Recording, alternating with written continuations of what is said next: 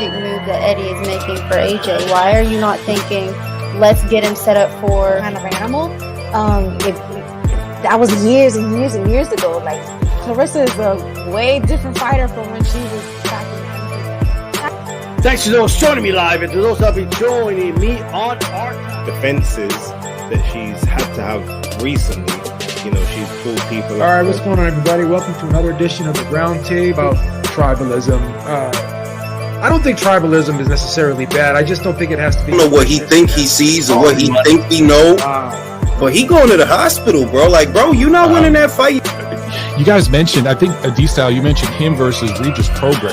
I'd love, that sounds like a... Old, I don't need you, you know, and PBC and others, in my opinion, it's like, oh, this is my guy. Like, there's a relationship. Flat out, it's tough, and we call box, and we go to the end of the round, and then... That would say, what do you mean by acting black? That's a fair question, but a participant of trash talk knows. And they're announcing a fight 3-4 months from now. And he ain't going to fight. I bet you anything. He's not going to fight somebody as good as John Wayne. Thanks to those joining me live and those will be joining us here on the archive. This is the 195th edition of the Round Table. This week it's on DStyleBoxing. Next week, check it out on Ringside Reporter every Thursday, sometimes Wednesday. Let's go and get this one started. A lot to talk about. The Crawford Madrimov decision. Canelo Turki Al-Ashik going at it. A power struggle with the face of boxing versus the face of boxing. Well, we'll talk about that. And Vergil Ortiz versus Bohachuk. I think that's a great fight. Can't wait to talk about that. But now Lopez making his comeback. And we're not comeback, but he'll be back in the ring. And so much to talk about. Let's start off with Crawford Madrimov. The result. How did you see the fight? And after this performance, what is your assessment of Crawford now that he's in this weight class, now a 4-division champion? Joe B, start with you. Well, we talked about this fight last week, obviously. I thought it would be a competitive fight. I thought it would be a distance fight. It was a tad bit more competitive than I anticipated. Crawford was off for a little bit of time, obviously, as well. But I thought Madrimov did the best he could. And you made a great point when we talked about this, about his activity, because, again, Crawford is a great counterpuncher. So I think Madrimov was a little bit wary of being a little bit too overly aggressive because he could have got picked off with the counter shots. So he had to try to be a little bit more careful here. But with that being said, I think when the fight is as close as it is, I'm sure when they're in there, they could see how the fight's unfolding and it's a chess match. And Crawford knew the fight was close because the way he came out in the 12th round, he knew that he had to win that big, and he did do that, win that big. But I think with all that being said, I think Madrimov, knowing the situation as well, also probably had to kind of take some chances towards the end of the fight. And I'm not so sure I think he did that, but hindsight's 20/20, 10 fights. This was a learning experience, and I can only say he'll only get better from this. And the question remains now, was this Crawford maybe being a little off? Because I don't think Crawford was off, but people had such high expectations for Crawford because he's just destroyed guys and went on that knockout. He's been dominating. And, you know, he fought a guy that gave him some resistance like I thought he would. And you can't blow everyone out of there. And because he didn't blow Madrimov out of there, then you're having the questions, has he lost a step? Is he getting older? And, you know, how is he going to do against guys like Tszyu and you know, other guys up there as well, like Vergil Ortiz, all those guys. So we'll see. But I thought all in all, it was a solid performance. It wasn't spectacular, but again, can't always be spectacular. So I enjoyed the fight. All right, Lyndon from the Boxing Deep Dive. The link will be on the chat right now. You guys want to go to the channel and subscribe. Talk to us what you think of Crawford's performance and how do you assess him here at 154? Look, it certainly wasn't his greatest performance. Madrimov obviously came to fight. He's a lot bigger guy, I suppose. He's got that. It's a sort of an amateur type of style with the probing up and probing down with a lead hand. It was difficult for Crawford. I suppose we're sort of judging Terence, I suppose, on his last performance against Errol Spence and how dominating he was in that fight. And we've got to remember he hasn't fought for a year, but it was a very underwhelming performance. I thought he really struggled to find his timing, his rhythm, his range. Couldn't really pull the trigger like we've seen him in the past. Now, maybe Madrimov had a lot to do with that as well. But look, it wasn't, I think someone said in the chat there, it wasn't a great fight. It was a good fight. It took a long time to get going. Both guys very cautious in the first 6 or 7 rounds. I was a little bit not surprised, but well, I suppose I was surprised that Madrimov didn't really have anything else to offer when he could see that Crawford was going to wait for him to lead no matter what. He wasn't going to be drawn into it. And he didn't really have any plan B for those first 6 or 7 rounds. And I thought he gave away a lot of those rounds, maybe unnecessarily, because Terence really didn't get out of first gear for the first 6 rounds. But like great champions do, he found that gear in the later rounds when he needed to. I had it 7 rounds to 5, but I must admit it could have easily been 8 rounds to 4. But I understand there's been a bit of, the fans out there, and especially Eddie Hearn, arguing that Madrimov won. Look, I think it was a close-ish fight, but I don't think you can really make an argument, just in my opinion, to say that Madrimov actually won the fight. Maybe a draw if you're really going down that track, but I just think Terence pulled it out when he needed to. Not the greatest performance, but put this one behind him, and let's see if he can find more of his youth in the next fight, whether that's against Tim or Canelo, whoever it might be. All right, okay. Gail from nyfights.com, talk to us. What you think of the performance, and how do you assess him at 154? Well, let's remember, first fight at 154, that's plenty well established. Also his first fight in over a year. Friends, we say it on this show, we say it all the time. Activity matters. Activity matters. That's a long layoff, especially at the elite level. So that came into play. He waited a long, long time in that arena, waiting to do the ring walk at 10 p.m. Pacific, 1 a.m. on the East Coast for you poor bastards. I felt terrible for you. We were even sort of flagging a little bit in the press box there at BMO Stadium. It was a long, long day. And there was a glove issue before the fight. Not a big deal. But if you notice, Crawford normally fights with Everlast gloves. He fought with Grant gloves. That can, it's not a big factor. But when a fight is that close, 0.5% off your norm can make a difference. But the one thing that Crawford always has in his back pocket is the ability to flip the switch, to kick it into one higher gear when needed. And Brian McIntyre, Bomac, told him at the end of the 10th, hey, it is anybody's fight. You need to get to it. And it was even on the cards at that point. So Crawford won that fight based on his performance in the 11th and 12th rounds, which was excellent. I have watched Madrimov. I've early in his pro career worked with him a little bit, and I was not surprised by his performance. He presents a really tricky puzzle for anybody. He's jittery in the ring. His feigning, especially with his feet, is phenomenal. He forces his opponent to reset and reset and reset. It takes a while to figure out. And he's got enough power to keep somebody honest. Crawford took a few shots. He took them very well. So that's admirable. There were quite a few folks among Media Row who thought it might be a draw, which would have been, a bit of a shocker. Either way, a 115, 113 card in either direction would have been fine. Most people who thought there was a clear winner did think that Bud had pulled it out, and I think that was a very fair result. Really, really tough, though, to measure Crawford against what was clearly the best performance of his career a year ago against Errol Spence Jr. So, that's tough to do a second time.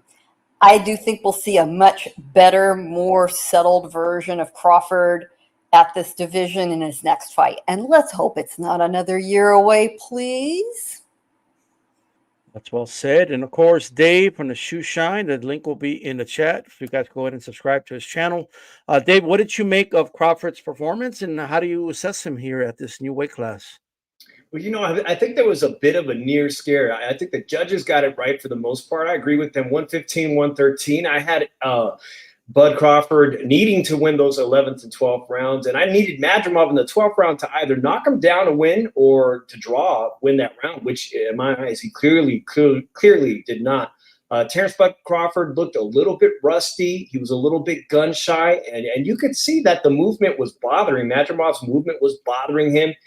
Was a bit inaccurate in the first 6 rounds, had trouble finding his range.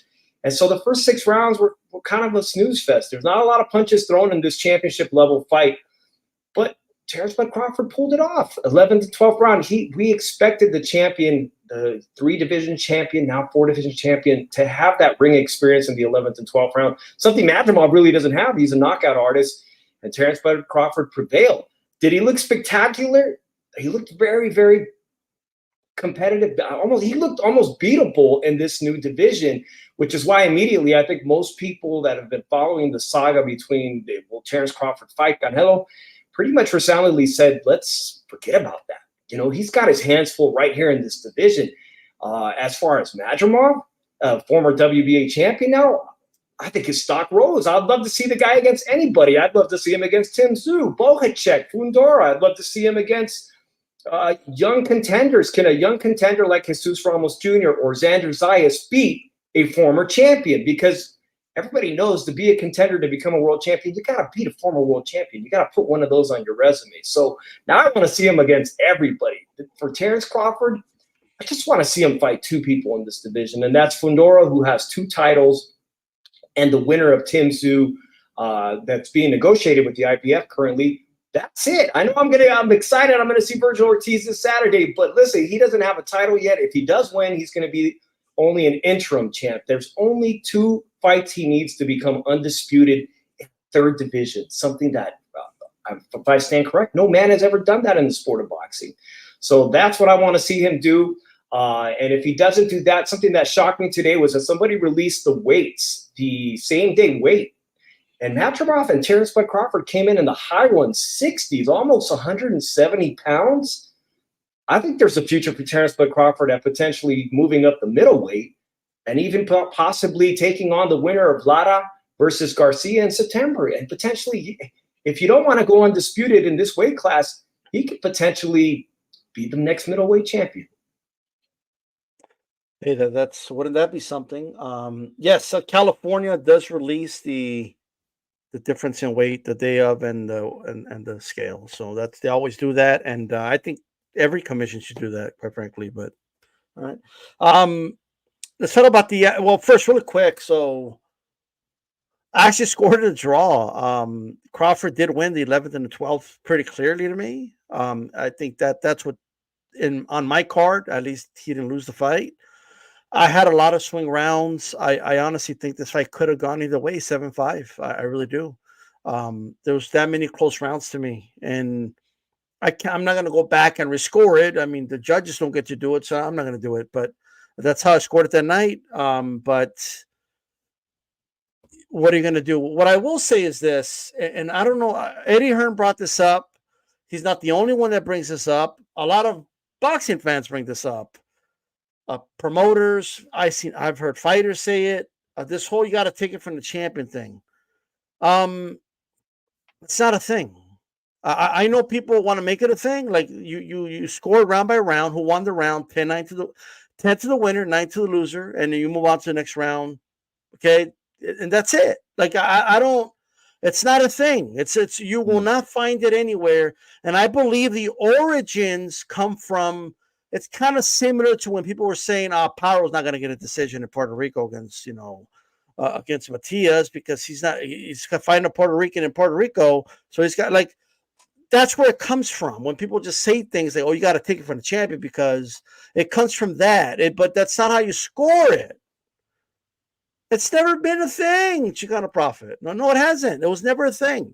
But anyway, with that said, we'll keep it moving to the actual card, including the main event, the good, the bad, and the ugly of this entire event, and the thoughts on the card overall. Gail, to start with you.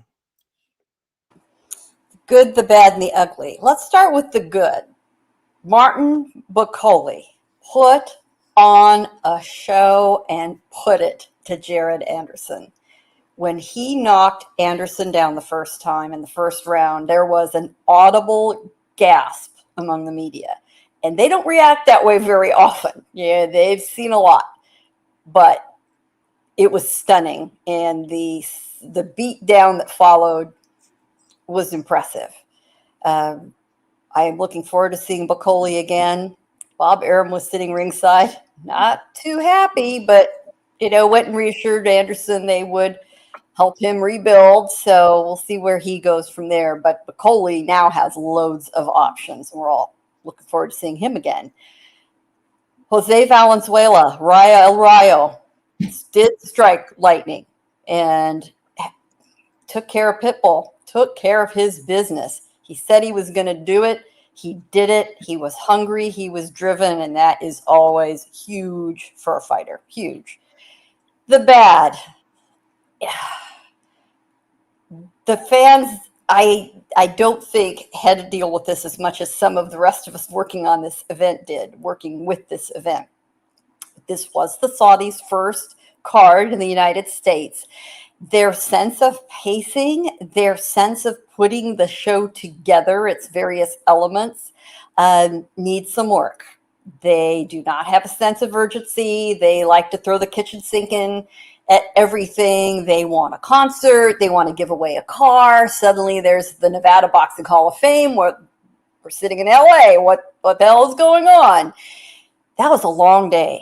And the choice of venue was a head scratcher from the start.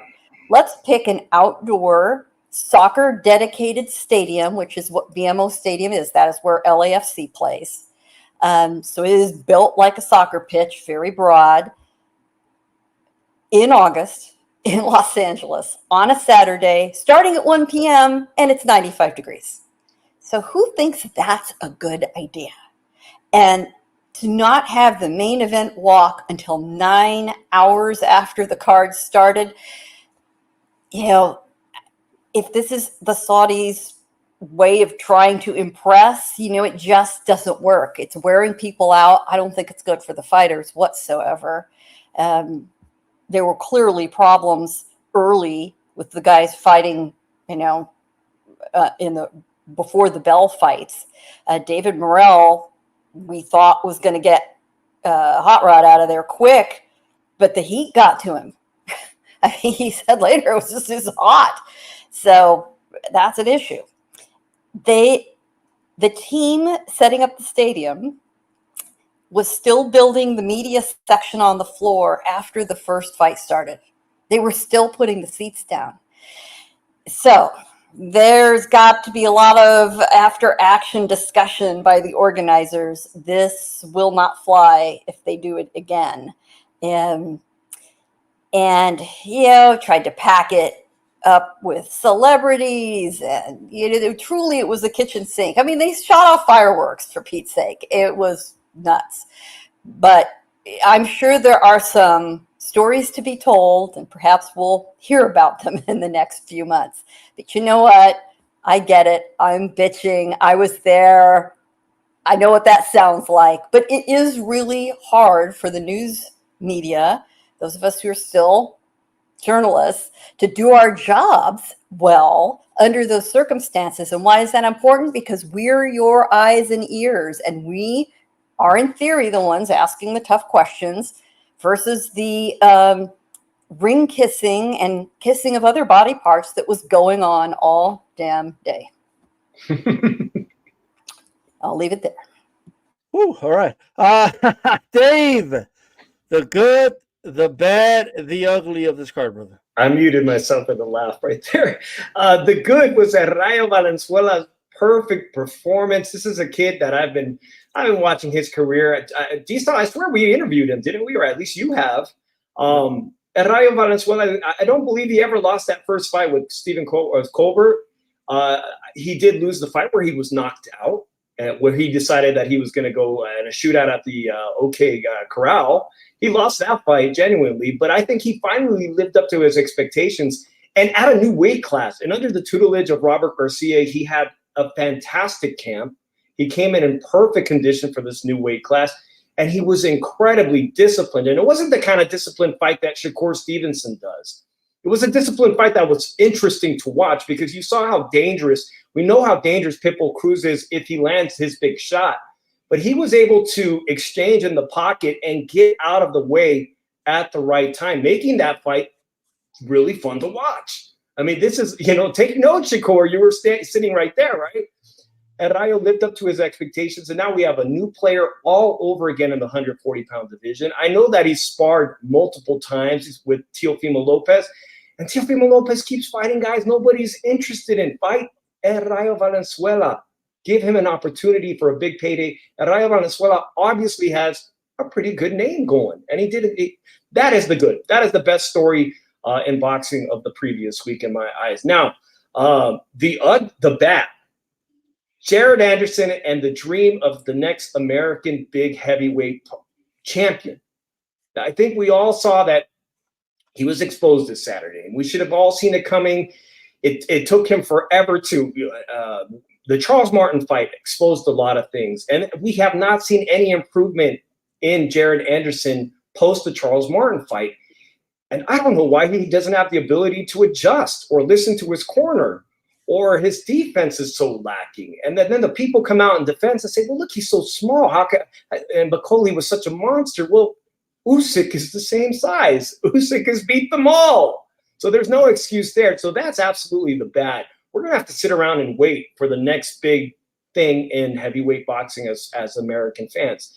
The ugly, I'll say it again, heavyweight boxing for the U.S. Andy Ruiz, I saw the weight. We just talked about the weight.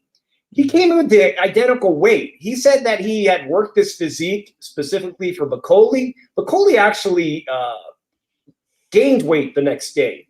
Andy Ruiz came in at practically the same exact weight, which means to me, he did nothing. His training camp was lacking. He didn't care to get down to a weight where he was more effective and was going to beat Jared Miller.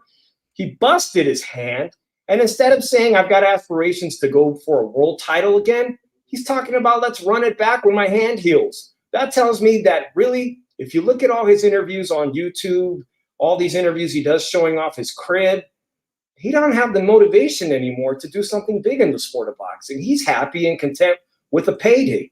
So we're going to have to sit around and wait for the next big thing in American heavyweight boxing. I know you don't say this, but the comical thing, giving away an electric $100,000 car to a Mexican paisa that probably wishes, do you have an F-150 laying around? I don't know what I'm going to do with an F-Lucid. The guy looks so disinterested. What does he need a Lucid for? Can I have the cash instead? Wait a minute. Chevy Silverado back there? I mean, the guy looked like, where's the nearest pawn shop where I can get rid of this thing? I don't have a charger. So did you see the T-shirt he was wearing? No, I didn't. So first of all, the guy, how many cervezas do you think he had in him? He had no idea where he was. I mean, no idea. The camera lights shine on him, and he's like, oh my God. And his T-shirt on the back said, Brown Love por Vida. Brilliant. Oh my God. I love it. I bet somebody made an offer to him and said, I'll take that off your hands. You probably got an offer before. Yeah, I bet he took the cash out. He's like, electric car. We were laughing about, does he have anywhere to plug that thing in? No, hell no. Electric car. It's not a Ram diesel. Screw it. I don't want it. And that sort of encapsulated a lot about the fight card, was just that whole thing. Just there was some pretty nonstop laughter over that. Yeah, gotta love the charging stations that are fueled by diesel, but it is what it is. Lyndon, the good, the bad, and the ugly of this event for you. What time was it? Look, the good is, of course, the fact we've got this event at all. I mean, it was a I'd rather have these events than not have them, so that's a good thing. But I'm with Dave. I was really happy and impressed with Rayo Valenzuela. I thought he fought fantastic. I didn't think he could do it. I thought Isaac Cruz, however you pronounce it over there, would get to him eventually. I thought the way that Cruz looked against Ramiro, I thought if he brought that, he would have way too much strength and power for Valenzuela, and not just Valenzuela, Robert Garcia in the corner, of course. Great game plan, and I thought he implemented it fantastic, and it was just a really, really good performance by Jose, and good on him. The bad was the obvious, the length of the show. I wasn't there, of course, but I could just imagine a 1 o'clock start, oppressive heat, no shade, and the LA boxing fans are pretty, what do you call it? Not entitled, but they love the boxing, a dedicated bunch. So they all would have been there nice and early. So I really felt for them. And as you said before, with the guy that won the car, I'm sure he had a few beers under the belt, and good on him. But yeah, I think DStyle, I did see your video, I think, as well, and I agreed that maybe they should maybe look at splitting the card. I think that was you that mentioned that. Good idea. Split the card over maybe 2 nights. Have the lesser light fights on the Friday night, and then have the main fights and the pay-per-view on the Saturday night. But I'm sure they'll tweak it as they go. But the ugly 100% was just the drool fest over Turki LL Sheik. And I understand he's doing great things. He's bringing the big fights, paying the big money, but being inducted to the Nevada Hall of Fame, he hasn't even done a show there. What was that about? Not to mention the WBC with the belt and everyone shaking his hands and kissing his boots. And look, again, I know he's doing great things, but let's just calm the farm a little bit. I said in one of my videos the other day that it's almost like, boxing is this new sport, and this new guy's almost invented boxing. We've done all right for a couple of 100 years, and we'll still do okay with Eddie Hearn and Oscar De La Hoya and Top Rank. We will survive. So yes, give him his due, give him his credit, whatever you want to give him, his flowers, whatever they say these days. But let's just calm the farm, and let's maybe see how he gets a few more years under his belt, and then maybe we can look at what he's doing. So that's just my ugly. Right. Joe B. Well, go really quick. Al Money with that 199 super sticker. I appreciate it, brother. That's a thumbs up super sticker. StreamYard has to update it so they can show the stickers, but it is what it is.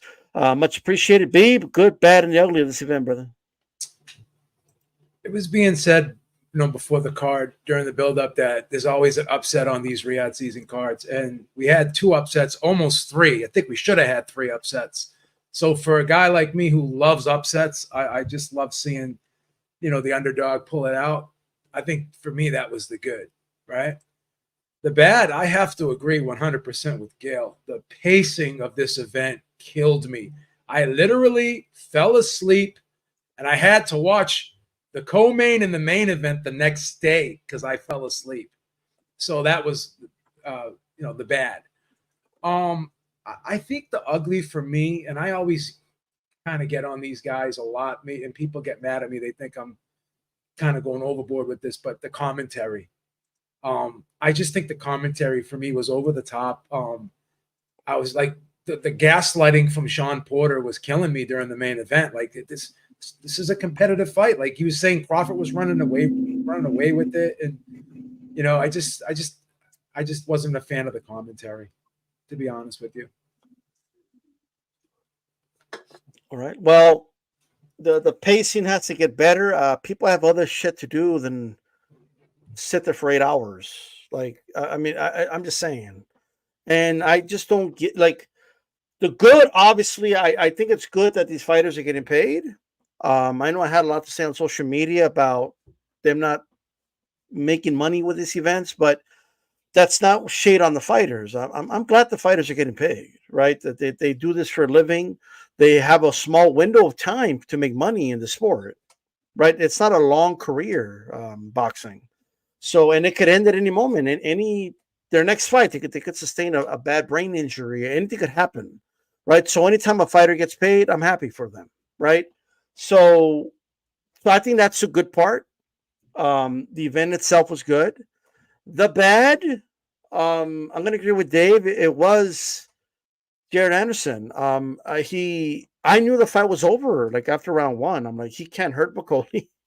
Bakoli's laughing at him when he's hitting him, and every time Bakoli lands a jab, Anderson's eyes they're like wide open, and his head's bouncing back all over the place, and it was sometimes you meet a guy, he's just a bad matchup for you, right?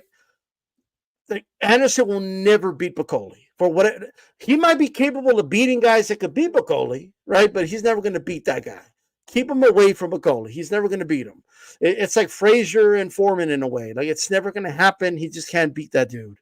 And I think, what was it, Mannix that started to crack up at the fact that Bakole was laughing at the punches of Jared Anderson? They were cracking up. They're like, man, I can't get over the fact that he's laughing at him. He was like incredulous to it. He's like, I can't believe, like, he's just not even being phased. Like nothing's hurting him. Like it was like, I saw Anderson load up him, and like Bakole just like he just oh, this dude, he's done. In the heavyweight division, if you can't even hurt your opponent or phase them, you're likely going to lose. You got to be a really good boxer to like, if you can't hurt your opponent, to just run circles around them and outbox them in that division. And these guys are just too big to put on like a Floyd Mayweather type, thing. It is what it is. So yes, Base, you were right. Okay. I know he was saying I was right, and like you were right.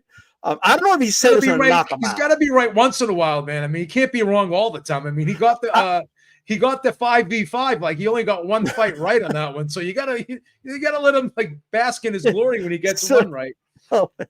So and the ugly dude. If there's one thing I hate in life, all right, is ass kissers. Okay, I hate it. Like it's like, why is a Nevada Hall of Fame there? Like, why are you there? Why are you giving him like an award, no, not even an award? You're inducting him, the first ever honorary member of the Nevada Boxing Hall of Fame, right? I mean, and the guy's like, oh, thank you. Like, well, I mean, and then Roberto Duran and De La Hoya are just giving this. I'm used to the ring girls giving those fake ass smiles. Like they're like, what are you doing? I mean, I don't know, man. It's just too much. And then Mauricio's giving him a belt. Like, so this week alone, the dude is in a boxing Hall of Fame. He's a WBC champion, and he's a face of boxing. According to him, he made a post that he's a face of boxing, right? All in 1 week, right? All because he's spending a lot of money in the sport. And I say he very loosely because that's his government's money. It's not his money, right? Everyone's very giving when it's not their money, right? So he's very giving, right? Good for you. But, dude, I can give anybody on this panel $1 billion, and I'm sure you'll make great fight cards. If I told you just make fight cards. That's what he's doing. Good for him. He's a boxing fan, all that good stuff. I'm not saying he hasn't made great cards. I enjoyed the cards. I enjoyed the 5v5, Day of Reckoning. I enjoyed all those cards, right? However, you could be thankful, but it doesn't mean you have to like be giving the guy fellatio in front of everybody. Like, you know what I mean? I'm just saying. I will say, in his defense, it was his birthday on Sunday. So tell him happy birthday. Like, if you want to be like, walk up to him, shake his hand, and say, "Hey, sir, I just want to thank you for everything you've done, man. I think it's great what you've been doing." Right? Please. Don't grandstand. Like, don't like induct him in the Hall of Fame. Well, and I do not think for a second it was any coincidence that he decided to come celebrate his birthday in the United States of America. USA. You know what I mean? And one more thing. So, like, I mean, sometimes things don't mix, right? Like, it is what it is. We just don't need a concert like in the middle of a fight card. It just isn't necessary. I didn't mind it, but like I just at the same time, it wasn't needed. You should have just had Eminem walk Crawford out, like, and rap or something, like on the way out. Just do that. Like, I think that's better. And then you do two things at once, right? And I don't know, like, why are they playing these? I get they're putting on the event or whatever, but do we have to play their national anthem? Like, is that like a thing? When Eddie Hearn does a card here, do we play the British national anthem just because Eddie Hearn is doing it, or what? Like, I just don't know. What are we doing? When No Limit is here, we just got to get the Australian national anthem, even if Australia's not in the main event. What are we doing? Like, I just don't get it. Like, well, okay, whatever, right? It's not a big deal, but I was like, come on, let's get the shit going already. All right. I was getting restless. With that said, let's talk about the big thing. This is like a heavyweight fight, even though none of them are heavyweights, but Turki Al-Sheikh and Canelo have been going back and forth. Canelo he came out and he said, look, I respect the guy or whatever, but if he wants to talk to me about what fights I'm going to do, it's going to be on my terms. And I don't think Turki Al-Sheikh is used to somebody like Turki Al-Sheikh's used to dudes like Beeb, oh, your excellency, and you know what I mean. He's used to people like the Nevada the Nevada Hall of Fame inducting him into a Hall of Fame. He's used to people like groveling his feet. So somebody saying, "Hey, I call shots," I honestly think he found it insulting. I think in his mind, Canelo was being insulting. That's how I feel about it. But I want to know what you guys think about this whole thing, because Turki Al-Sheikh, I'm sure you guys have seen his post by now. It's all over social media. To paraphrase quick, he basically said, look, after his loss to Bivol, Canelo hasn't been wanting to face the best, and I'm only interested in making the best fights, and he's just pricing himself out, so I don't want nothing to do with him, is basically what he said, right? And he added in there, I don't care if he respects me or not. Of course you don't, right? Dave, what do you make of this whole situation here? I think you knew this thing was going to brew into something much larger when Canelo decided with PBC to go toe-to-toe in Las Vegas on Mexican Independence Day. He didn't concede. He said, I don't care what you got going on, UFC Noche and your partnership with Riyadh and your $17 million investment to get a UFC fight in the Sphere. He don't care about that. I'm going to do my thing at T-Mobile, continue to do my thing. And he's not even fighting somebody that most boxing fans think is, a worthy opponent, but he's still going to put on his thing, his show, and he's not going to concede the Mexican Independence Day date. You knew something was going to happen with that. Now you got them arguing about who is the face of boxing. Surprisingly, Turki thinks he's the face of boxing. Now, that's a big surprise to me.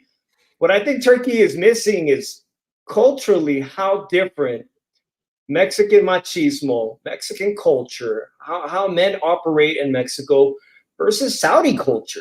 You're never going to see a Mexican man hold another man's hand unless it's his dying grandfather. You're just not going to see it. So, I mean, you're not even on a level playing field because we don't think the same way. We don't operate the same way. And Turki's dealing with a man who's got more money than he needs for the rest of his lifetime. He's got generational wealth. The bottom line is that you're not going to force Canelo to do something he doesn't want to do, which is why he's come up with these preposterous $150 million for Terrence Bud Crawford. He don't want to fight Terrence Crawford. He don't want to fight David Benavidez for whatever reasons. Is it personal? Does he dislike him? Does he hate the guy? Maybe. He doesn't want to give him the fight. So he's going to just put out these ridiculous numbers like 200 million, 150 million. He doesn't even need that money. He's got enough money for his children and his grandchildren and so on and so on. He's already got that. He's built that. So you're not going to force the guy to do something he doesn't want to. So you're going to have to come with respect the way he said. You're going to talk to me. You're going to do business on my terms if you want to work with me. That's why we've got this big giant mess now between these two people saying they're the face of boxing. One more thing I wanted to add. I forgot my train of thought, guys. I'm going to let the next person, maybe I could piggyback at the end. I had one more thing I wanted to add, but I forgot. Sure, I'll come back to you. No problem. All right. Lyndon, what are your thoughts on this whole charades here? Oh, look, it's a little bit childish, I suppose, but more so from Turki Al-Sheikh's end. I agree that he's not used to being said no to. He's used to being the man, and what he says goes. And to some extent, Canelo's been the same. And look, I think Canelo gets a rap, whether it be bad or whatever, from a lot of fans out there for different reasons, and I understand that. But in this instance here, I'm 100% with Canelo. Well, why should he suddenly try and jump into the sweepstakes, if that's what you call them, with Turki Al-Sheikh? He said that he's not interested. Why all this hate going back and forth? And Canelo, I know he gets the hate for the heat for the Benavidez situation, but in this instance, well, he's quite entitled to say, "I'm not interested." What's the problem? He did state with the Crawford thing, and I do agree with him. It's a no-win situation for Canelo. If he beats a blown-up welterweight, well, he's beaten a blown-up welterweight. If he doesn't beat him, of course, his legacy suffers. So, look, I'm with Canelo in this instance. And I don't think Canelo actually came out and was disrespectful to Turki Al-Sheikh at all. He simply said, well, if we do things, it'll be on my terms. I don't need the extra $10 million that might be thrown at him for the Crawford fight. He just doesn't need the money. This guy's probably worth $500 million. Now, I'm only guessing here, but he's worth several $100 million. Now, to a lot of those undercard fighters or champions on the rise, that extra $2, $3, $4 million might mean a lot to them. This is Canelo Alvarez we're talking about. He doesn't need the money. And he certainly doesn't need some, what do you call him, an interloper? That's what you want to call him, coming in from overseas and just expecting Canelo to join the pack and bow down and do what everyone else has done. Because he just doesn't, it's not about him. It's not about the money for Canelo. So I actually back Canelo in this situation. And he'll do things when and how he wants. And Turki Al-Sheikh's just going to have to accept that not everyone in this world wants the Saudi money and wants to bow down to Turkey. So Canelo, I'm with you in this instance here, buddy. Nando Yamas with the super chat says, some of y'all like those bums that get mad when I give them all my change instead of paper bills. No tienen vergüenza, habitual whiners. Damn, I don't even know. Is he throwing shots at me? Like, what's going on? I don't even know. Like, what's going on? But shout out to Nando Yamas either way. Joe Beeb, what do you make of this beef going on? It's public now. We talked about this before, and I've had several conversations with people, and you hear people say, "Oh, well, boxing needs to be more like UFC. Just have one person running it, right?" And this is sort of like what Turki Al-Sheikh is trying to do. He's trying to turn boxing into the UFC, but guess what? There's just too many moving parts, and the fighters are different. They can't be monopolized. There's a lot of fighters in boxing right now. Tank Davis is one of them. Canelo's another. We can go down the list. They can't be monopolized. They can't be bought. You know what I mean? They've already paved their way, and no one's going to swoop in and tell them, how to run their career after they've been doing it for so long. And even if you go back to the UFC model, we haven't always gotten the fights we want over in UFC too. You never got John Jones versus Ngannou. You haven't gotten John Jones versus Stipe or Tom Aspinall. So, when you have one guy running the show, sometimes you think that, okay, well, one guy's running the show, so you won't have all these issues with promoters, this, that, and the third. But there's always going to be issues because what that one particular person may think is good for everyone may not be good for everyone. Because some of these fights that Turki Al-Sheikh had put forth, I didn't like them all. I mean, I've liked most of them, but some of the other ones I didn't like. I can't say that I'm a fan of everything the guy does. I mean, does he have the ability and experience to just run the whole sport by himself? That's questionable in my opinion. So I just think that what Turki Al-Sheikh is trying to do here is create a monopoly, and I don't think you can ever do that in the sport of boxing. And Canelo right now is showing him that the reason why you can't do that, because these fighters, some of these fighters, the ones that are at Canelo's level or close to Canelo's level, they're an entity unto themselves. Like they're the business. You're like Turki Al-Sheikh's not the business. These guys are their own brand. They're their own company, so to speak. So they run the show, not somebody else.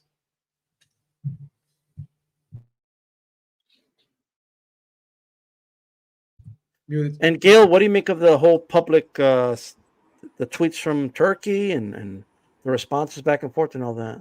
Well, let's read the tweet in question, which I have pulled up, which was from yesterday. I heard what Canelo said, that he respects me, but he doesn't like the way we do business. As for him respecting me, it doesn't matter to me if he does or not. As for the way I do business, I know why he doesn't like it, because I only target big fights at fair prices. So, of course, anyone who likes easy fights won't like that. And I know how he feels after losing to Bivol, so he's been looking for easier fights ever since. Also, I'm not the one who's afraid of fighting Benavidez or Crawford. Therefore, I know he was wasting our time and making excuses with big amounts of money that can't be paid. So I'm continuing my way to make big fights that serve the boxing world, and he's on his way to making easy show-only fights. Woof! Shots fired. Here's the deal. Canelo is not alone in this. Canelo is not interested in doing business with the Saudi General Entertainment Authority. Neither is Naoya Inoue. Neither is Tank Davis. And as someone pointed out in the comments, and Remy, thank you, Tszyu has also made his intentions clear of not being interested in doing business. What do all those guys have in common? They have worked their way up to writing their own ticket. They control their destiny. They have most of them have FU money, and that really, in the end, is the ultimate accomplishment in life, isn't it? That we do not have to make choices based on whether we can pay our bills or not, whether somebody else is dangling the puppet strings. Those guys cut the strings to the people who would control their decisions a long time ago. You know what? You can criticize who they fight against or their choices all you want. I am 100% behind every damn one of them. If Canelo quit tomorrow, he would be locked for the Hall of Fame. Inoue, same. Tank and Tszyu might have to work a tiny bit more, but they're certainly on the way there. Crawford is also a lock if he chooses not to do any more business with him. So in my mind, we're lucky to still have Canelo around. He could have retired a long time ago. What he chooses to do at the end of his career is absolutely a right he has earned. Do I want to see him fight Benavidez? Of course I do. We wouldn't enjoy that. Do I begrudge him saying no? I really can't, because that's what they fight for in the end. He has generational wealth. What would really be funny is if he decided to go join the Live Golf Tour after this, because he golfs nearly every damn day here in San Diego when he's home. But we'll see what happens. No, I'm Team Canelo on this. We threw royalty out of this country a long time ago. A shout to Nando Llamas says Canelo in his fat Elvis stage. Probably. I mean, I remember Elvis in Vegas. And when does Canelo fight? Somebody else. I'm trying to think which member of the boxing media said that, but it was quite funny. So here's what I want to say, and I'm glad you brought up a lot of those names, because I started noticing the passive-aggressive behavior of Turki very early on. So one of them was not like a big deal, but when he first came out, he had a lot of casual takes, right? And for a guy that's a big, look, somebody could be a big fan of a sport, but at the same time, not really understand it. So maybe this could explain it, but he came out, he wanted to make Bivol versus Opetaya. He wanted to make Tank versus Inoue. He wanted to make Crawford versus Canelo. What do all those fights have in common? Like there's a big weight disparity. They're all fantasy fights, right? So he comes out, and anyway, so Inoue, obviously, as we know, Inoue is a big mega attraction in Japan. Inoue literally doesn't need anybody, right? $20 million gate in the Tokyo Dome. Those are Canelo numbers. Speaking of Canelo, like those are huge numbers, right? That's a bigger gate than the UFC's ever done, quite frankly. I don't think he needs anybody, right? But what happened when members of the media came out and all they did was give their opinion that Inoue is number one pound for pound, immediately Mr. Passive Aggressive comes out and he starts attacking the media and saying, oh, no, that's not right. We need to really have accountability for making these decisions. Crawford's number one pound for pound. Like, it's somebody's opinion, dude. Like, what you mean accountability? What the fuck are you talking about? Like, go sit your ass down, like, quick, right? But to me, that was somebody who has, of course, Inoue can't be number one pound for pound. Why? Because Inoue doesn't work with you. That's why, okay? We know the Canelo situation. It's been said long enough. Tank is we all know how Tank is, and I'm not the biggest Tank fan, but Tank is another guy that doesn't need to do. Like, he doesn't need him, right? And, of course, the Tszyu thing only came up because of his little slight shot at Tszyu on Twitter. The dude's like, oh yeah, and Tim Tszyu, I got to reconsider working with him. Things aren't clear. What the fuck you mean things aren't clear? Didn't you see all the posts for No Limits and he's going to be fighting in Australia? Like, what's that, next month? That's really clear to me. I don't know what's unclear. It sounds to me like you wanted him to do something else and drop all that and be on one of your undercards or something. And I can guarantee you they probably just told him, well, we'll see after this event. We already have this thing planned out, right? And he didn't like it. Like, it just is what it is, bro. But what all those fighters have in common, obviously at different levels, right, is that they don't need the dude. They don't need him. And for what I firmly believe that Turki Al-Sheikh wants to work with fighters that need him, right? Or because people can tell me all they want about, like, tell me all day that the Canelo, he's being, I don't like the language either, the 200 million, 150 million. I don't like that either, right? I don't like a lot of the answers he's given. And I'm not here to excuse Canelo of anything. However, it pales in comparison with the way Tyson Fury was talking before Turki even came along, right? The things he was saying about Usyk, calling him a foreigner, and saying he will never fight Usyk. Well, he has nothing to prove, and the heavyweight belt is for. It's not even for. It's for the Western world. It's not for the dudes over there in Eastern Europe. And he was saying he will never fight Usyk. He was making all these demands. And Bob Barum, I found the article was saying, yeah, he won't do this fight for anything less than 100 million.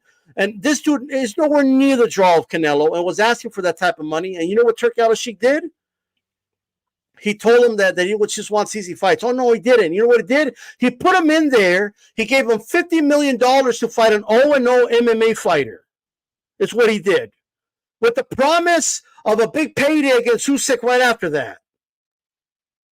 That's what he did for Tyson Fury. He gave him an easy fight. I understand it didn't end up being easy.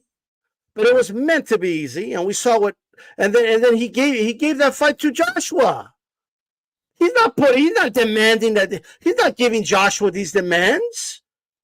And I'll end it with this. So you're telling me you're a big boxing guy. You want to do boxing in the USA, and USA. I want to do boxing in North America, and I'm all for. I want to bring boxing, big time boxing.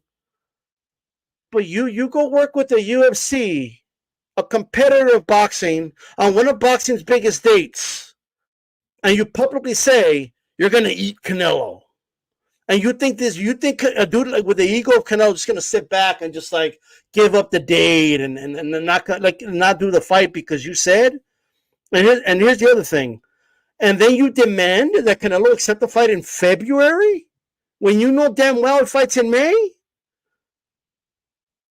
And you think it's a coincidence to me? It's not a coincidence to me that you're demanding Canelo makes a fight with you in February when Dana White came out saying he wants to do a card on Cinco de Mayo. So you're trying to take the face of boxing, of Mexican boxing, out of the equation and hand it to the UFC. You call me conspiracy theorist? That's pretty clear to me, all right? And you're trying to coerce him to agree to a fight in February. That's so fucking random, dude. Why can't it be in May? So I don't want to excuse Canelo for his responses with the money, but if a clown makes you an offer, you make a clown counter offer. Like it's just what it is. Like, you think you're gonna tell me what to do? How about no? How about that? How about give me 150 million and then I'll consider it. That's the sense I'm getting from it. That's just my opinion. All right, Dave, did you think of your final point? Yeah, I did. You know, there was a time when Las Vegas casinos used to operate buffets at ridiculously cheap prices with food you could never afford, right? Everybody knows that's a lost leader, right? Get you in the door, you get fed. They lose money on the operation every single night. Well, there isn't any decent buffet in Las Vegas. That's not $100 per person nowadays, right? They're done with that. They're not giving you anything free in Las Vegas. You're going to pay for what you get, right? And I read that potentially, and I don't know if this is true. It's probably not factual, but that maybe they lost close to $10 million this Saturday, right? That's just some kind of estimate. $5 million, which was to Eminem, right? Which you didn't even need to lose. So Question is it a loss leader operation that the Saudis and Turkey is running? Is it really just the motivation to get people to look at Saudi Arabia as a tourism destination? That's why they're using that investment fund. What is the driving motivation? When Canelo says, I want $200 million, certainly that's not a loss leader operation like a buffet at a casino. Dog, there is no conceivable way for you to profit off a $200 million payday, and you got to factor in every other fighter. You'd have to stage this at Allegiant Stadium and price it at Super Bowl ticket prices. You will never make your money back on that. Ultimately, Turkey's got to really like Canelo. Actually, he's got to love the guy because he's going to essentially gift him hundreds, potentially $100 million just to have him fight for you, right? Gervonta Tank Davis came out and cut to the chase. Gift me two Lamborghinis, and then we could start the conversation. Look, I just want to say this. I saw people yesterday on Twitter like take out calculators, and they're like, "Oh, the event would have to do 2.5 million just to break even for what Canelo's asking for. He's doing this, he's doing that." Like, okay, like what are we doing here? They're not making money with any of their events. They're losing money, and I just want to put an end to this whole like bottomless pit of money that they got, and they don't care what they spend. And we got the Algerians of the world saying things out loud like, oh, the Saudis might do it. They don't care if they lose money. Look, I don't give a shit what anybody says. I don't care how much money the Saudis got. I don't care because they got all this oil money. Nobody does things to lose money. Okay, like it's just that's not a thing. And I don't know. I just don't know if this is sustainable. I don't care how much money they got. Nobody likes to lose money. I'm just putting that out there. All right. I understand it's a bigger agenda and all that, but they could do that with other things, right? That's just point blank. Period. Also, Turkey is not as powerful as people think. He's not like part of the royal family. If one of the royals says, "Hey, man, like this little project you got going on, you're spending a lot of our money."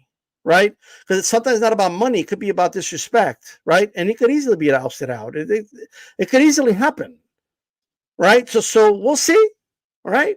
But that is that.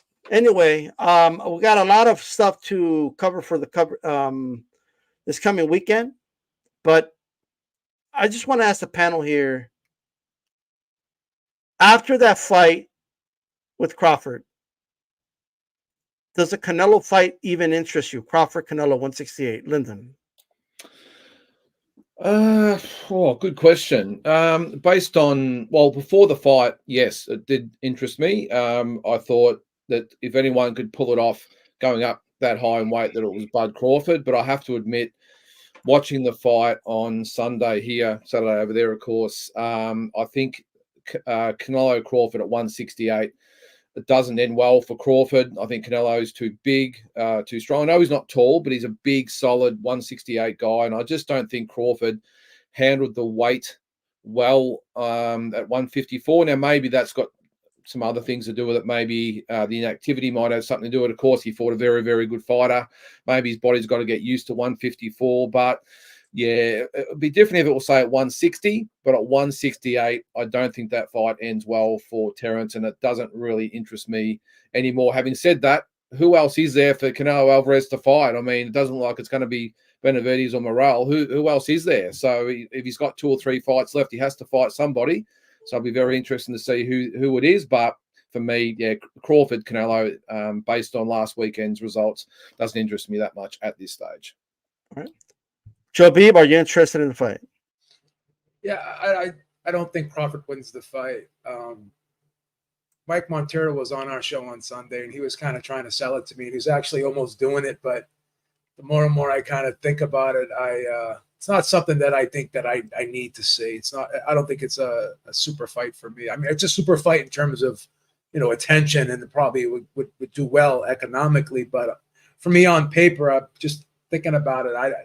I just think Canelo is very patient, and even if he starts slow, and when guys win rounds against him, and it looks like he's being outboxed, he always seems to land that one fight changing punch that just changes the whole course of the fight. And we've seen him do it many times. Did it against Amir Khan, did it against Caleb Plant. You know, he just does it all the time. And you know, he knows how to be patient and just wait for that opening. And I think if he lands that punch against Crawford, I think the fight would just turn, you know, and that's just how I feel about it. So yeah, I'm not. I think Crawford would have to be perfect in that fight, where Canelo has, you know, there's a margin of error for him, and he, you know, there's more ways for him to win that fight, in my opinion. So, Dave, are you interested in that fight? Yeah, I wasn't post Saturday night, but you know, I've been giving it a lot of thought, and seeing that Bud Crawford weighed almost 168 pounds, 169 pounds on fight night, I started giving it some thought, because you know, Danny Garcia has been really making a push, telling Terence Crawford, the fight's with me. After I beat Lara, you come up here to 160 and fight me. You know you want that 5th division title. And it makes a lot of sense to me. This is a fight that makes a lot of sense. Who doesn't want to be champion in 5 divisions? But we can all remember that Oscar De La Hoya, at the end of his career, even at going up to 160 pounds, wanted to fight Manny Pacquiao and show everyone in the world, I'm better than Manny Pacquiao. That he drastically made concessions just to fight Manny Pacquiao. We saw how it eventually ended, but the only way I could see this fight between Terence Crawford and Canelo being remotely competitive is if Bud Crawford stops at 160, picks up a title, and then you get a handicap, which is never going to happen. But then you get Canelo to say, you know what, I want to beat Terence Crawford so bad that I'm going to give him 5 pounds. I'm going to give you a catch weight. Now we got something special here. Is it ever going to happen? No. I can never see Canelo being as hungry as Oscar when he said, I want to beat Manny Pacquiao, and I'm going to show you guys I will. I'll drop 20 pounds. That's never going to happen. Gail, are you interested in that fight? I'm going to make this really easy. No. All right. I mean, that's Turkey doesn't like that answer, though. He's going to get mad at you. You know what I mean? But what are you going to do? I'm an American female journalist. He's already mad at me. Oh, boy. So, I don't know there was a big press conference, and Canelo. So I'm just laughing. I'm thinking about the antics of Berlanga and Canelo doing the like bang, bang, pow, and like I don't know, he's doing the gesturing. I'm gonna slap you with my, you know what I mean. And Berlanga's doing these gestures. Berlanga's telling everybody, I'm from New York, and he looked at me a certain way. He needs to understand I'm from New York. Okay, you're from New York, right? You know what I mean? And then in Spanish, he said, soy puertorriqueño, puñeta. Like he's Puerto Rican. He wanted to let everybody know he's Puerto Rican. He's from New York, all right? He also, in Spanish, told Canelo, you're done. You're an old man, he told him. You know what I mean? And Canelo said, all right, well, you're going to see what this old man still got, yada, yada, yada. So they went back and forth. Dave, I mean, were you sold in the fight? And regardless of what you think, I'm going to flat out ask you, will this fight outperform the Munguia fight in pay-per-views? No, it won't. But, you know, I give Berlanga his flowers, man. He's doing his part to sell the fight. And what he's actually doing is what happened with Caleb Plant. He's getting under, he might be getting under Canelo's skin, which is just going to make the beating even worse. There's nothing worse than a Canelo that's really upset. And now it's personal. And now he's going to, like he said, he's going to show you what the old man can do. I love that. Berlanga's playing the part, and he's doing his part to sell a really mediocre fight. And, you know, if he keeps it up, you know, it's going to be personal, and the beating is going to be very personal. Oh, man, okay. Gail, does this do over under the Munguia pay-per-view numbers? And do you think Berlanga's helped sell this event after the whole press conference? Berlanga's doing his part. Canelo in his own way is doing his part. As I commented, I never in a million years thought I would see Canelo Alvarez twerking. So viva Mexico. Cabrones. Cracked me up. I love me some salty Canelo. What can I say? No, it won't do the pay-per-views. I think the gate in Vegas will be fine. Canelo's fans fill the seats. They spend money. They enjoy themselves on Mexican Independence Day in Las Vegas. So that'll be fine. But the UFC event will drain some of the pay-per-view money. You know, it's a lot of money to buy both.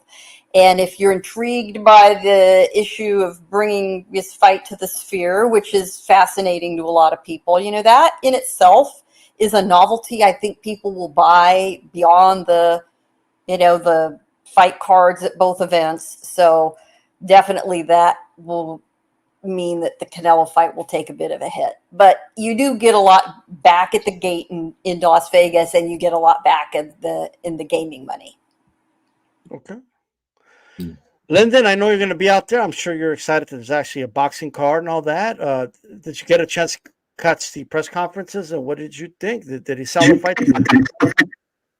Yeah, I did. Look, it was just straight out of the boxing playbook these days, wasn't it? You know, it's almost like it's scripted. Every press conference, it always seems to be the same. As I said, it's like that playbook they all seem to read from. But look, I like it. I think Berlanga's really doing his part in the promotion. I like the fact that Canelo's got that look in his eye that he means business. I know he's joking around and having his say, but just looking at him, I think he's primed for a big performance. I like it. As far as the pay-per-view numbers, I wouldn't be surprised if Berlanga and Canelo does more than Munguia and Canelo. I think Canelo Munguia was on paper, a better fight anyway, but the fact he's talking it up so much, who knows? I just think it'll go close anyway, but I'm looking forward to getting over there. Any big event in Vegas is always worth getting to, regardless of who Canelo is fighting. I can't wait to be part of it, especially coming from this part of the world. It's not something we get to do every day. And yeah, I'm looking forward to the big Las Vegas atmosphere over there. And look, I think Berlanga will come to fight. That's probably what I'm looking forward to the most. I don't think he'll be one of the fighters that Canelo's fought recently who almost knows the script and the way it's supposed to go. You know, he's just the B side and go through the motion, get paid and be done.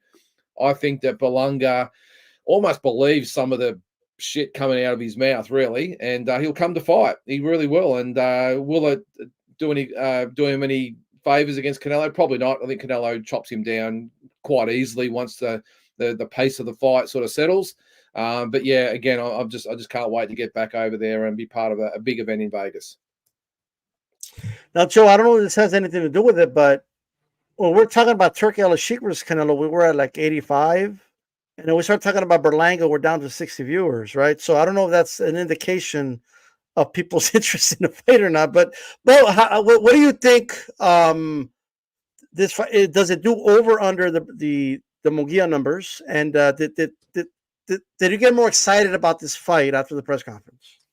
Yeah, because Canelo's starting to come into his own when it comes to promoting these fights. I think he's really gotten better. I mean, he was never bad at it, but he's just kind of getting better. He's warming up to the press a little bit more. He's just more engaging. I notice now he's using a lot of one-liners. He's become more funny. You know, just the little things like when he said, Berlanga said, you know, I've been dreaming about this, and Canelo makes his cracks. Oh, it's good that you're dreaming about me. Like he's just really becoming real sharper and wittier now. Like it seems like, you know, he's really gotten the experience, and this is who he really is. Like, you know what I mean? Because his English has gotten better as well, so he just feels comfortable in this setting more so than ever before. And I think he's really embracing the moment now, being at this stage of his career. You know, good point with the UFC going up against this event, but I'll have to be honest, I'm not really hearing a ton of buzz about the UFC event. I know that, you know, the Spear is going to be a big deal. But whenever a promotion's kind of spicy like this, you got Berlanga clapping back, and it's a lot of this stuff can go on TikTok. I could see young kids getting into this, right? If it's, you know, all these little sound bites. So I do think the potential is there for this to do better than the Munguia fight, and I think it's because of, you know, the rivalry. I think it's because Berlanga is kind of being like Munguia was just respectful. There wasn't no back and forth. This is kind of a different atmosphere. Just like when Plant was kind of trying to get under Canelo's skin, and there was a lot of heat between the two of them. It made that fight bigger, I thought, and that slap. And I envision at some point, maybe that may not happen, but something to that level may happen, and it can go viral. And I just think people will get interested in this. So I do think it could do more than the Munguia fight, and I do think this could surprise people. To be honest with you, I think it could. You know, I was kind of joking about this on Twitter, but it's kind of not on purpose, but it happens to be true. So you got the Sphere that they're owned by, like, who owns the Sphere? Like Madison Square Garden or something like that? Yeah, that's right. Okay, so they're going against MSG Entertainment. TKO, right, which is WWE and UFC, right? And the nation of Saudi Arabia, all coming together to take on one little Mexican dude from Guadalajara, Mexico. You know what I mean? Like, look at it. Took all these big, like, it took all that to take on. It's like they're coming together to take on Thanos or something. You know what I mean? It's what it feels like to me, right? And all I'll say is this. You guys know I don't like the fight. Like, so Berlanga could say whatever he wants to say. It's not going to sell the fight to me because I know what's going to happen. I only know two types of people that are going to buy this fight. Three. Just diehard boxing fans, of course. People that really don't like Berlanga, just want to see him get beat up. I've seen some of those. Okay. And three, people that are going to fall for the trash talk shenanigans, right?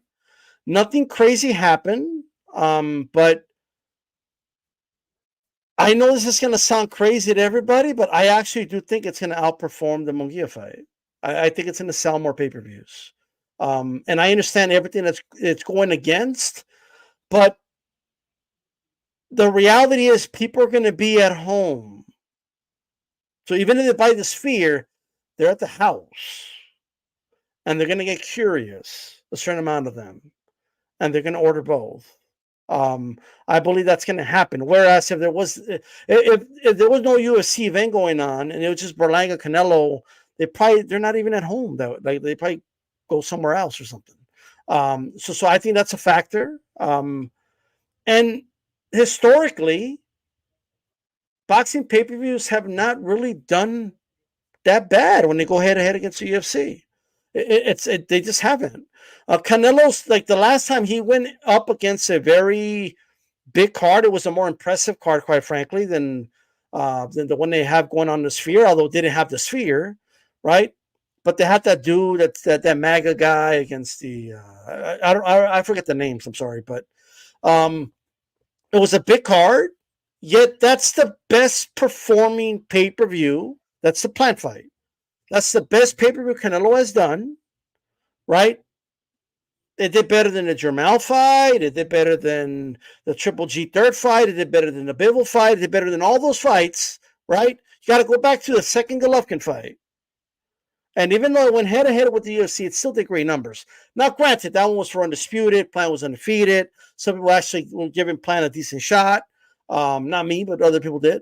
No one's giving Berlanga a shot. I get that. But I think there's around 700,000. I know that's crazy. I know people are going to be like, what? I actually do think it's going to sell. I think it's going to do very well. I can't even believe I'm saying that because I don't like the fight. And I said 250 last week. But I just think people are eating up the press conference. I'm seeing Canelo on Big Boy, that podcast, and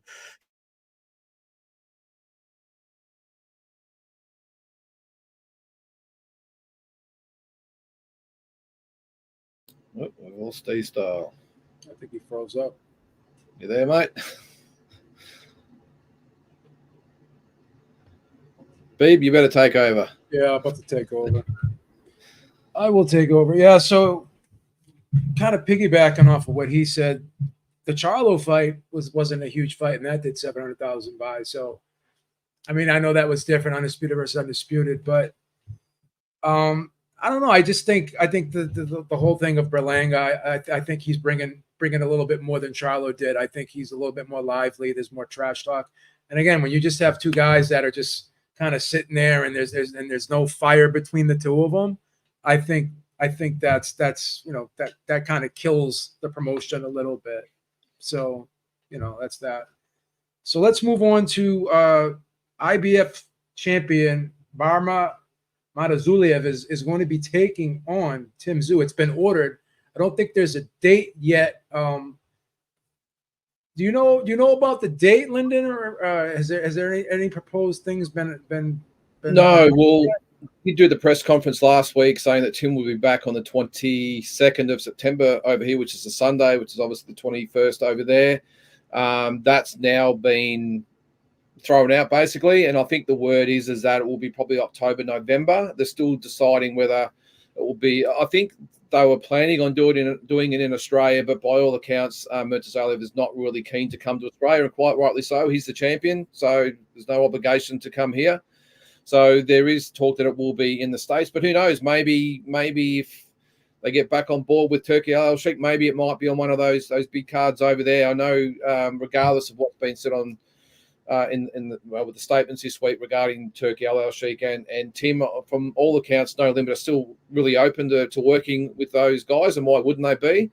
So the word is that I'm hearing is that it'll be October, November, most likely in the States, unless Turki Al-Sheikh comes in. But I'm not quite sure who would promote that, Beebs. What? Because I'm assuming that No Limit wouldn't do it themselves over there, so it'd have to be linked to someone. Would it be PBC? I'm assuming. I would assume it would be PBC. I'm not 100% sure, but I would assume it would be PBC if it's going to be in the States. I wasn't sure if it was going to be in Australia or if it was going to be in the States. But if you're hearing it's going to be in the States, then yeah. I think No Limit are open. George Rose mentioned it yesterday from No Limit that it looks like they would love it to be in Australia. Tim would love it to be here, but quite understandably, as I said, Murtazaliev being the champion doesn't have to come unless they obviously offer him mega dollars, which I just don't think we have here compared to what might be on offer over there. And I've got a feeling too, to be honest with you, Tim, he loves the bright lights of the States. He really does. He loves. Obviously, he's a proud Aussie. But I think he feels that he's done his time here. He's done his apprenticeship here. He's built up a fan base, got it not just in Australia, but now all over the world. And I've just got a feeling he loves, as I said, the bright lights of the States, and to get a big fight for him in Vegas. I know it didn't go to plan last time out, but from what I hear, he's not that keen to come back to Australia unless it's absolutely necessary. But good on him. I mean, it's a tough ask to come back to after coming off his first life, because Murtazaliev is no joke. He's a good fighter.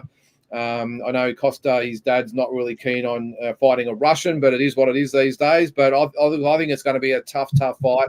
Of course, we'll back our man Tim, but credit to him for taking this fight, and Murtazaliev, of course, as well for taking the fight. And I think it'll be a good one, and hopefully our man comes through. All right, Dave, talk to us. What you make of this being ordered by the IBF? Oh, I think it's fantastic for Tszyu. I mean, Erickson Lubin twice now didn't want to come to the table. Twice he's dodging the guy. And then you had the potential that they were floating the name Jesus Ramos Jr., but there really isn't anything in there in those two fights for Tszyu. Now you got an opportunity. The door's wide open for you to become the IBF champion. A very tough fight. And somebody corrected me on X and was like, well, listen, if it goes to purse bid, whoever wins a purse bid can stage this thing wherever they like, whether if they want to have it in Australia, PBC can choose to have it at its home country, or if Turkey gets involved and wins the purse bid, he can stage it in Las Vegas, Los Angeles, wherever he'd like, Saudi Arabia, right? For Tszyu, if he can win this fight, boy, we got a fantastic unification fight. Now we've got a real front runner for a mega fight with Terrence Crawford, two titleists. Either way, I love it. I don't know who's going to win this fight. It's too early for me to predict. It's a 50-50 fight for me at this point, but I'm very happy for Tszyu to get an opportunity for a title. Joe Babe, what do you make of it? Tszyu, by the way, Tszyu's dad, Tszyu, is Russian. So he'll be fighting a Russian for the IBF belt. What do you make of this announcement? Murtazaliev, I have a hard time pronouncing this guy's name, so forgive me. Just call him Bakhram. He's used to that. Bakhram. Yeah. So, Bakhram. Thank you, Gail. Good suggestion. He's a big, tough guy, man. And I think this is a challenge. And there's no easy fights for Tszyu.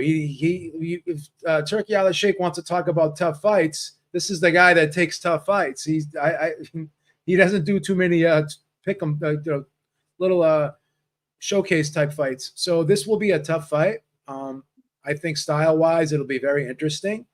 I think it'll be an action packed fight, and it's good to see Tszyu get right back in the mix with the title shot, and he gets that belt and gives him some leverage when he goes up against some of these other junior middleweights out there.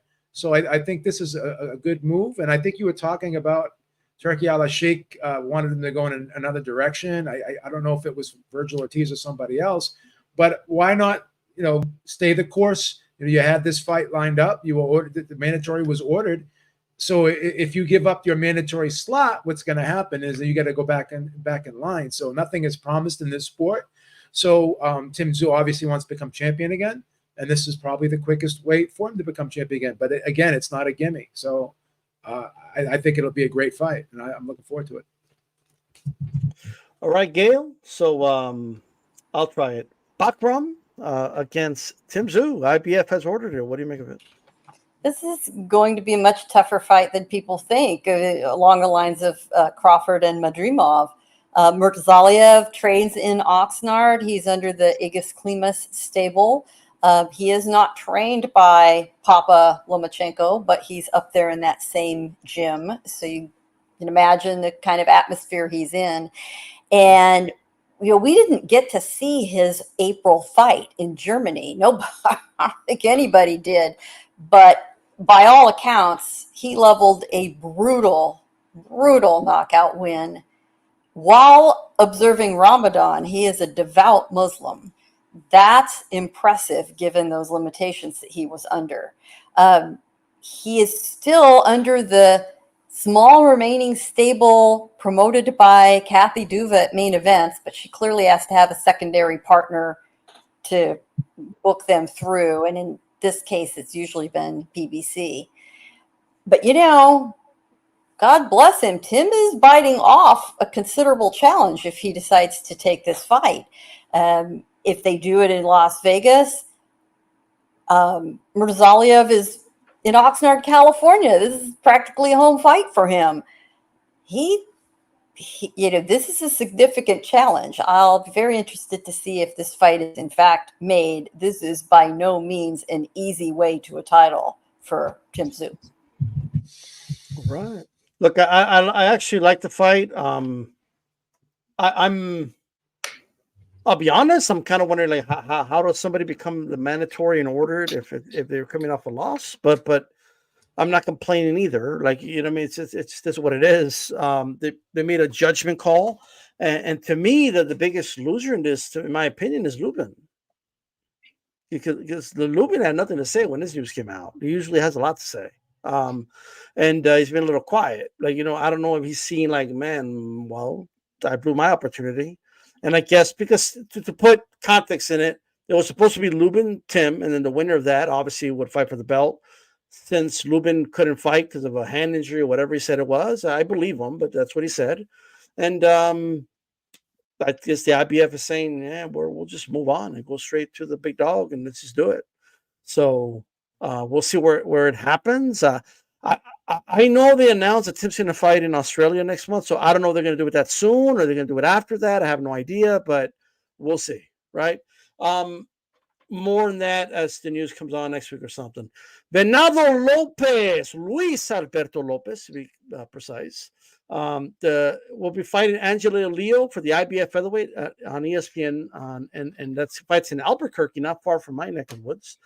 And from my understanding, that's Angelo's backyard. So once again, Venado Lopez going to somebody else's hometown and fighting them. Very interesting here. Joe Beeb, who do you think is going to win this fight and why? I think Lopez, even though he's been looking a little shaky in some of these fights lately, I still think he's the better fighter. I think Angelo Leo won't be able to deal with the pressure and the power of Lopez. He'll come to fight. I know that Angelo Leo is a tough guy, but I just don't think he'll have the firepower to deal with Lopez. And I think Lopez could get like maybe a mid-round stoppage here. Okay. All right. Gail? this is going to be a dandy little fight. Leo is getting a home game out of this. He has that one loss, but he's looked good ever since. I think he learned a lot from it. Lopez is a tough fighter to go up against, though, because he's so unconventional. He is a little bit like Emmanuel Navarrete in that way, is that, he doesn't follow the so-called rules of engagement. He comes at punches, and, all his skill set, while exceptional, is very unusual.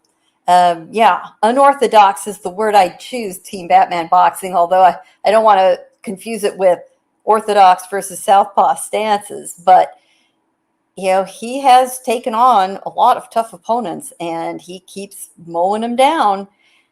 I do think Leo will give him a serious challenge, but I think he's going to hit by something he doesn't see coming, which does seem to happen to a lot of Lopez's opponents. But it should be fun. Be in your seat on time. It could end early. It could go the distance. It's really hard to say. It's a great matchup, but I do think you have to go with Lopez, given his recent track record. All right. Glenn, Lopez, Leo, who do you think wins this fight? I don't mind the fight. I think it'll be entertaining. I think it'll be. I agree with Gail. I mean, he does. Lopez does remind me a lot of Navarrete in that he's very unorthodox and doesn't quite do what the normal fighter or elite fighter will do. And Leo can fight as well. I'm sure he'll have his moments, but I just think the work rate and the pressure and the power of Lopez will be a little bit too much for Leo as the fight goes on. And maybe 8th or 9th round, I think Lopez gets the job done. But it should be entertaining while it lasts anyway. All right. Dave, what you got? A few weeks back, man, I went to the Palms to see Ruben Villa on the Top Rank card. I've been following Luis Alberto Lopez since he appeared on Showbox, and Ruben Villa Salinas outboxed him. I'm like, wow. Kept my eye on Luis Alberto Lopez. And some of you guys may remember during the pandemic, Luis Alberto Lopez came on to Top Rank during the pandemic, and they said, we're going to have you fight Andy Vences from my hometown, San Jose, California. And he upset him. Wow. Upsets him. We got another guy for you. Since you're not a Top Rank fighter, we got another guy. How'd you like to come right back and fight Gabe Flores? You're not going to beat Gabe Flores. Remember, he was supposed to be the next big thing at 130? And he mowed down. He practically killed Gabe Flores in the ring. I'm yelling at the top of my lungs, throw the towel in, stop the fight. He beats that guy.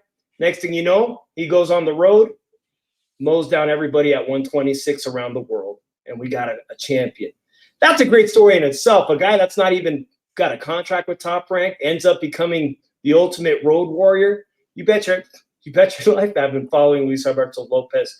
Well, like I said, a few weeks back, right before the Ruben Villa fight started, I was talking with his family. About 100 people showed up. I said, you know what? When is that rematch going to happen with El Venado Lopez? If I'm El Venado Lopez, I want to avenge that loss. I want nothing more than to fight Ruben Villa. And I thought he was going to get the fight next. Why else did Top Rank fight him? Well, he gets beat up by a guy named Sagawa from Africa. And Sagawa just got himself a second opportunity. Top Rank said, you know what? That was pretty impressive. How about you come back and fight one of our top new dogs? Is it Shushu Carrington? Maybe he is the next Luis Alberto Lopez at featherweight. You never know. Luis Alberto Lopez, nobody thought coming off a loss like that on Showbox, he was going to be the ultimate road warrior and mow down everybody across the world. Maybe not. That's why I love the sport of boxing. Angelo Leo, props to him. He gets dropped by PBC, ends up on Pro Box, and he gets the fight. I wish him the best of luck. He is a former champion. He's got the heart of a champion. But I don't think he gets past the ultimate road warrior, man. Luis Alberto Lopez is a special fighter, and I mean, there's some great fighters at 126, but I put him up against anybody with the chance of beating everyone at 126. Everybody at 126 right now, every champion, every guy on top at the moment. The tall Mexican, that's a 50-50 fight. The 6'1" Mexican, Rafael, that's a 50-50 fight. Yeah. What I'll say is that every fighter right now is obviously looking south at 122 at the moment, and they're looking at that for a reason. And they know there's a big possible opportunity for a big payday in Japan, just waiting for them. And the Road Warrior wouldn't mind going on the road to Japan for that type of money. So there's a lot riding on this win here. You lose to Angelo Leo. Any chance if Inoue moves up, or fight Inoue is gone. It's over. It's you could say goodbye to it. And I think every fighter is thinking about that. So I don't even foresee a lot of unifications happening anytime soon, to be honest with you, with that weight class. But I do think if you go back to a Fulton fight, Fulton pressed Angelo Leo. He kind of fought Angelo Leo's fight and beat him with pressure. And I think that while Venado's he just does that naturally, although he's awkward and weird at times, but I don't even know how you time the guy. But I think he is going to apply some pressure on Angelo Leo, and I think it's going to be a firefight. I predict that Venado Lopez will get caught and hurt in this fight, but he'll still come out on top and win a tough decision or a late round stoppage. I do think it's going to be a hell of a fight. So I hope everyone has an opportunity to tune in and watch that. It'll be on ESPN. However, that is not the big talk of the weekend. All right. The big talk of the weekend is Bohachuk, I think I pronounced it right, against Vergil Ortiz for the interim WBC Welterweight Championship. One of them may be elevated if Honduras doesn't fight anytime soon. Who knows? But that's what's on the line. A lot at stake here. I am more nervous about the weigh-in tomorrow than the actual fight when it comes to Vergil Ortiz. I'm waiting to see how he even looks at the scale. He looked, maybe I'm reading too much into it. I know he recently put on Twitter that he didn't shake his hand because of some things that were said, but he just looked, I don't know, like when guys are struggling to make weight, they look annoyed. They can't even smile. They can't, and that's just what I'm seeing, right? Now, it may just be that he's really that mad at Bohachuk. Okay, whatever. But we'll see what happens with the scale. We'll see what happens with the fight. And I want to ask you guys, Lyndon, how do you think this fight plays out? Yeah, I'm really looking forward to this one. I'm with you as far as being a little bit nervous about the weigh-in. Let's just hope Vergil has done the work and makes the weight. But look, great fight. And isn't it great that we've got we've got sort of the four biggest fights in the division all mapped out. We've had Crawford and Madrimov. We're about to have this fight. We've got Tszyu and Murtazaliev, and maybe, hopefully, Spence and Fundora. I'm not sure that's been all finalised yet, but to have pretty much Charlo aside, the best 8 fighters in the division all fighting each other, I think it's great. But look, an upset could be possible in this fight. Bohachuk is a very, very good fighter. He proved that against Mendoza. I'm going to back Ortiz to get the job done because of past performances, but hasn't really done a lot at this weight. And technically, he hasn't still fought at 154. Of course, the other fights were at 156, I think. But 2 first-round blowouts, really couldn't take anything from those fights. So I'm going to go just on past performances with Ortiz and what I think he can do. I think he gets the job done, but it's going to be a very, very tough fight, and don't be surprised if there's an upset. Okay. All right. Dave, how do you see this one going, and what do you think of the weigh-in? Yeah, I can remember just a few months ago when we saw Brian Mendoza proudly carrying that WBC interim title around, and I didn't see that coming, that Bohachuk was going to annihilate the guy like that, almost rearrange his face. I really didn't see that coming. Bohachuk is a tough guy. Vergil Ortiz undoubtedly has never fought anyone as talented as Bohachuk. But that being said, his chin has been tested. It's been shown to crack. We really have a shootout at the OK Corral this Saturday at the Mandalay Bay. And if I have to favor someone that's going to fold, well, that's probably going to be Bohachuk, because he's shown evidence of that. Now, he's coming off in a very impressive streak. And you're right. I'm extremely worried about this weigh-in. The ceremonial weigh-in will be early, I believe. I mean, the ceremonial weigh-in for the public will be public, which is a great thing. But D-Style, but 156, 2 fights this year. I saw him in January. And there wasn't anything that we could gather from his debut at 156, 154. These guys are nothing compared to Bohachuk. He's going to be in a very, very tough fight. And 2 pounds matter. We saw Ryan Garcia, 3 pounds. He said, I'm done. I can't do it. I just can't do it. Another Golden Boy fight. I'm not going to do it. So I'm very interested to see if something's going to happen dramatically tomorrow where he says, I don't care about the WBC interim title. I can't do anymore. Which will be a real shame because that puts him out of the conversation of fighting guys like Tszyu, Terrence Bud Crawford, Fedor. That puts him out of the conversation. Essentially, it's going to be time for him to move up to middleweight. So I'll be very, very much tuned into what happens tomorrow right here in Las Vegas. I think Vergil Ortiz wins this fight ultimately. Like I said, it's a shootout. It's going to be a hell of a fight, potential fight of the year contender. And I'm going to have to favor Vergil Ortiz to come out victorious. All right. Joe Beebe, are you waiting to see what happens with his weigh-in? And what do you think ultimately happens in the fight? This is a tough one. And I think Bohachuk is very, very live here. He's a plus 225 at the sports book. And I think he's definitely worth a value play. I don't like the fact that Ortiz really never has made the 154-pound limit. I don't like the fact that since that long layoff, he came back, had 2 first-round knockouts, right? And, Bohachuk had a great victory, as Dave said, against Mendoza. That was a very impressive victory. And both guys can punch. Both guys are tall and long, but they actually don't mind mixing it up on the inside, which is one of my favorite aspects of boxing is the inside game and the inside phone booth type wars. I'm going to go with the upset there. I think Bohachuk could pull this one off. I think he's got some momentum behind him, and there's just too many unknowns right now with Vergil Ortiz. Now, if this was Vergil Ortiz 3 years ago, I probably would pick him. But with all the things that have happened in recent years and the concerns about the rhabdomyolysis, all that stuff, I'm concerned. And I think Bohachuk can definitely pull this one off. And I'm going to go with Bohachuk here. All right. Okay. Gail, are you concerned about the weigh-in? And how do you think the fight's going to play out?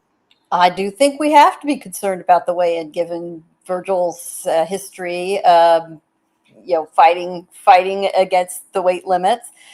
In Nevada, they're now doing weigh-ins, official weigh-ins in the morning. And then they do their ceremonial weigh-in. At least they have the decency to call it a ceremonial weigh-in tomorrow. I appreciate that in the afternoon. So we'll know in the morning.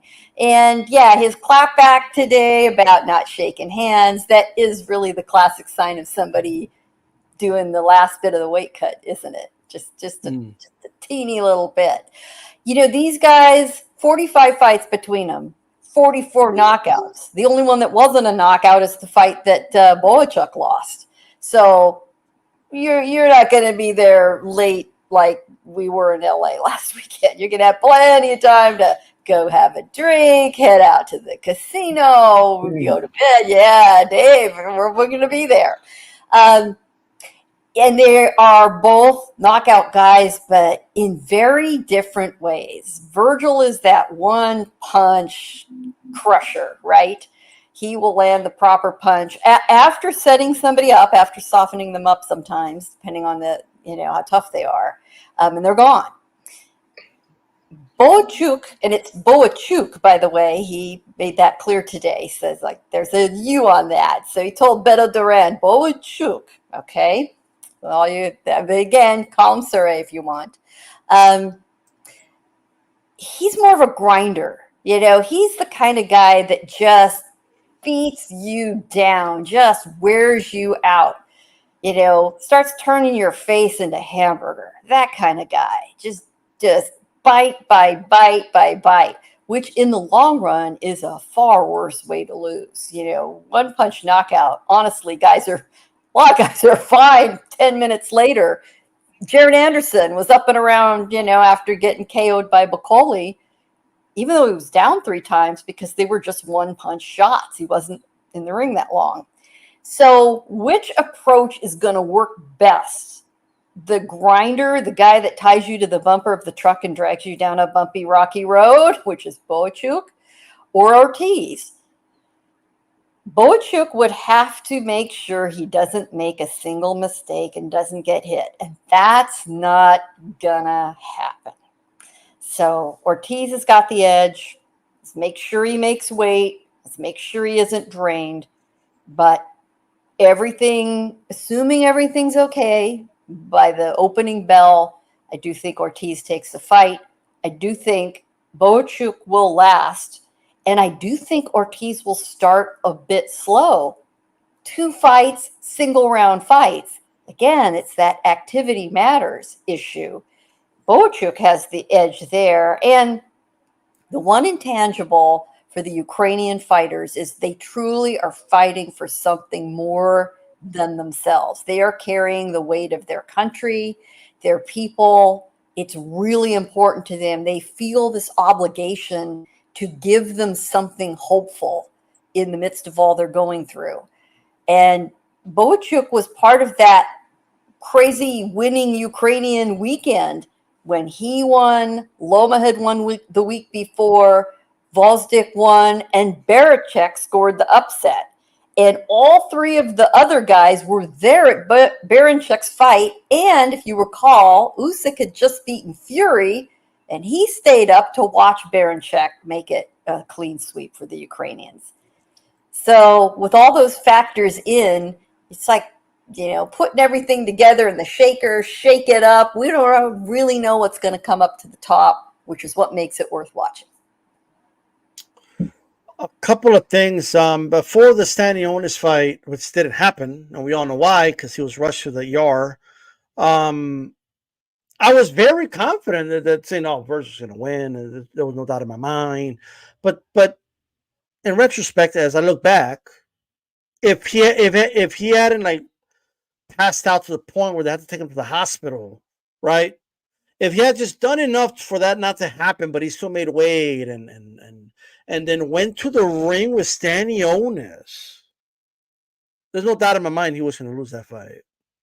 Because he was in no condition to be having a professional boxing match with Stanionis, right? I don't know if he's at that state right now. There's no way to know. But I'm going to keep a very close eye on how he responds to the body shots in that fight. I'm talking about Vergil, how he responds to body shots in that fight. That's going to tell me everything. And the body shots are coming, right?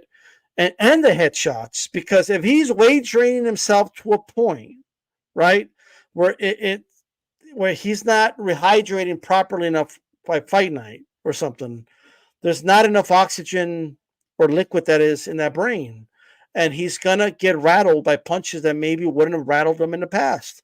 There's so many unknowns. Like if you tell me to compare them, Vergil's a better fighter, right? He's just mechanically the better fighter. He's a more skilled fighter, has a better jab. He's better at the body. He's got better punch selection, punch placement. He's just a better fighter. He's a superior fighter, in my opinion, right? But there's so many variables and so many unknowns, right, that it's really, really hard to properly predict this fight. If he doesn't make weight, well, what does that mean? Does he have an advantage going in because he didn't have to cut that extra weight? Or does that mean he's just very dehydrated? If he does make weight, well, is that really a good thing? Or is he not going to be 100% on fight night? We just don't know. And we're not going to know until he makes weight, until he rehydrates, and he steps in the ring. And if he looks like the old Vergil, I'm going to tell everybody right now, if it's Vergil 100%, nobody at 154 beats him. Nobody. Oh, what about Crawford? Crawford don't beat him. Right? I know people won't agree with that, but that's fine. But I'm telling you right now, what I don't know is if he is going to be 100%. But I said to myself, if Vergil is like, how low can you go with these style? Like if he's 90%, does he win that fight? Yeah. 80%? Does he still beat Bohachuk? I think so. I still think he wins the fight. And so I'm going to go with Vergil. Too talented. And I believe he's a special fighter. So I'm going to go with Vergil Ortiz, who needs a nickname, by the way. You know, maybe he's too good for a nickname. I don't know, right? But with that said, I want to thank everybody for tuning in. Make sure you hit the like button before you get out. Subscribe to Boxing Deep Dive here on YouTube. Subscribe to the Shoe Shine Boxing here on YouTube. Subscribe to Ringside Reporter. And make sure you visit and check out Gil's work at nyfights.com. That's nyfights.com. This is DStyleBoxing. See you guys next week. Keep it boxing. I'm out. Peace. Vergil the Viper Ortiz. How's that?